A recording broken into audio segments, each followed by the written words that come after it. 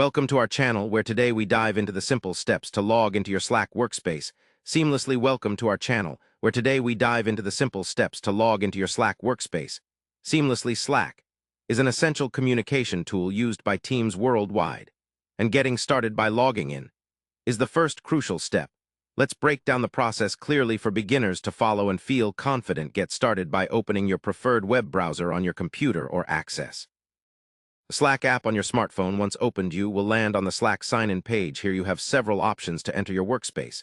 If you have a Slack workspace URL, type it directly into the browser's address bar. The URL usually looks like yourteamname.slack.com. Next, you will be asked to enter your email address associated with the workspace. Provide the email, then click or tap Continue. An email code will be sent to your email account if you are using Slack's standard email. Authentication method: check your inbox and enter the provided code back on the login page. This two-factor authentication enhances your account's security. If your workspace uses single sign-on SSO, your login page will redirect you to your company's authentication portal. Enter your usual credentials. There to proceed. After these steps, you will access your Slack workspace dashboard, where you can see channels, direct messages, and other team communications if you want to stay logged in on your device.